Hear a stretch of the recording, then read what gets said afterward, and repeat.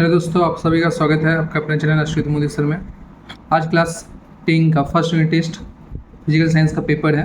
ठीक है, आप लाइफ साइंस का भी पेपर हम छोड़े थे तो आप लोगों ने कमेंट किया था कि पूरा 100% फंसा है। इस बार भी देख लीजिए, ये आपका पेपर में पूरा 100% फंसेगा। तो इस बार देख लीजिएगा, आपका मंडे को एग्जाम है तो उससे पहले करके जाइएगा। और इसका आंसर अगर चाहिए तो आप टेलीग्राम से ले सकते हैं, टेलीग्राम में हम आंसर दे देंगे। देखिए, क्वेश्चन नंबर 1 दिया गया है, ओजोन वायुमंडल की किस परत में है। ये एमसीक्यू टाइप क्वेश्चन में आएगा। ठीक है, याद रखिएगा समताप मंडल या स्ट्रेटोस्फीयर, कुछ भी रहेगा। ठीक है, याद रखिए समताप मंडल या स्ट्रेटोस्फीयर। फिर है 290 के बराबर कौन सा तापमान है।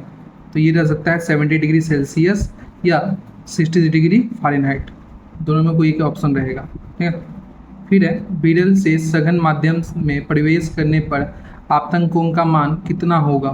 तापतन कोण हमेशा अपवर्तन कोण से बड़ा होगा। ठीक है, आपतन कोण बड़ा होगा अपवर्तन कोण से, याद रखिएगा। फिर है दिन में आसमान का रंग नीला किस कारण होता है। तो दिन में आसमान का रंग नीला होता है किस कारण, प्रकाश के परिकिरण के कारण होता है। याद रखिएगा, प्रकाश के परिकिरण के कारण होता है। फिर है CaO के गठन के समय कैल्शियम में कितना इलेक्ट्रॉन होता है। तो कैल्शियम में कुल 20 इलेक्ट्रॉन होता है, लेकिन उसकी जो इलेक्ट्रॉनिक विन्यास है 2 होती है। ठीक है, याद रखिएगा। फिर है 6 नंबर, आदर्श गैस का समीकरण क्या है। तो इस तरह से भी रह सकता है, नहीं तो इस तरह से। ठीक है, फिर मीथेन किस प्रकार का गैस है। तो मीथेन एक ग्रीन हाउस गैस है, इसे मार्स गैस भी कहते हैं। ठीक है, इसे मार्स गैस भी कहते हैं, याद रखिएगा। फिर चार्ल्स का सूत्र लिखें। तो V1/T1 और इक्वल टू V2/T2, याद रखिएगा। फिर है वायुमंडल की किस परत में आयन होता है। तो वायुमंडल की किस परत में आयन होता है, तापमंडल में। ठीक है, थर्मोस्फेयर में। फिर दूरदृष्टि को दूर करने के लिए कौन सा लेंस का प्रयोग किया जाता है। मतलब जो दूर से दिखाई नहीं देता उसको हटाने के लिए किस लेंस का प्रयोग किया जाता है, उत्तल लेंस का प्रयोग किया जाता है।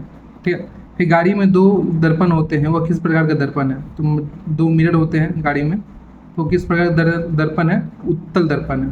याद रखिएगा, कौन सा दर्पण है, उत्तल दर्पण है। किस रंग का प्रकाश का तरंग दैर्घ्य ज़्यादा होता है। ये इस टाइप से क्वेश्चन आएगा, नहीं तो बोलेगा बैगनी के रंग या लाल रंग में किसका तरंग दैर्घ्य ज़्यादा होता है। तो याद रखिएगा, लाल रंग का प्रकाश सबका तरंग दैर्घ्य ज़्यादा होता है, लाल का।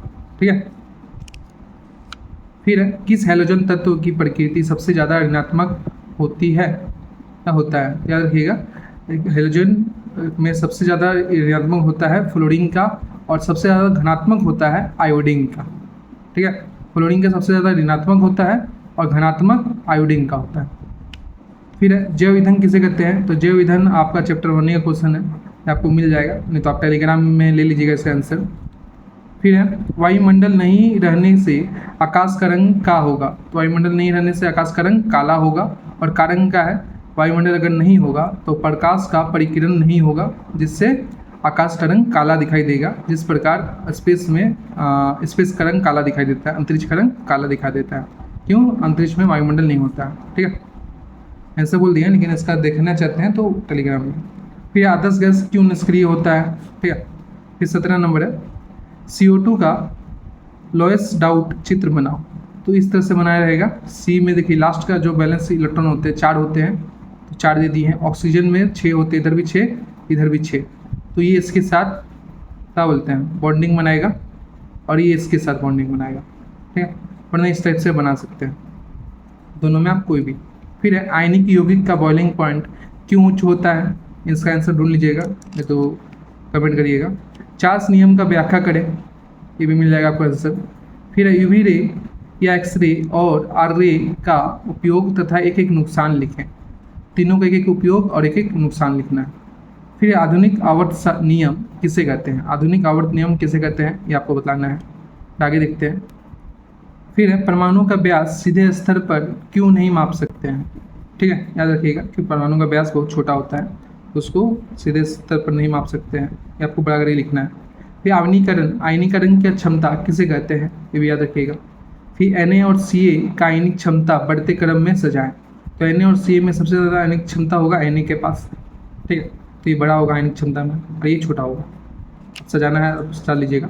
फिर विद्युत ऋणात्मक तत्व आवर्त और वर्ग में कैसे परिवर्तित होता है, ये भी आपको बुक से मिल जाएगा आंसर। ठीक है, विद्युत ऋणात्मक तत्व आवर्त और वर्ग से कैसे परिवर्तित होता है। फिर लॉन्ग क्वेश्चन में है, ठीक है, ये सब लॉन्ग क्वेश्चन में रहता है। फिर 26 नंबर है, विरल माध्यम से सघन माध्यम में प्रकाश का अपवर्तन और सघन माध्यम से विरल माध्यम में प्रकाश का अपवर्तन का चित्रांकन करें, चित्र बनाएं, ठीक है, और उसका व्याख्या करें। ये लॉन्ग क्वेश्चन में आएगा। ठीक है, ये जितना क्वेश्चन आपका फिजिक्स का इंपॉर्टेंट क्वेश्चन है और ये आएगा ही आएगा। अपने दोस्तों को भी शेयर कर लीजिएगा कि उसका भी हेल्प हो जाए, जो आपका बेस्ट फ्रेंड है। ठीक है, और इसके आप कमेंट करिएगा तो मैथ का भी हम बना देंगे। और आप लोग कमेंट नहीं करते हैं पुराने वीडियो पर भी कमेंट कर दीजिएगा कि आया कि नहीं आया सर। ठीक है, और आपको ये वीडियो अच्छी लगे तो लाइक, सब्सक्राइब और कमेंट करें। धन्यवाद।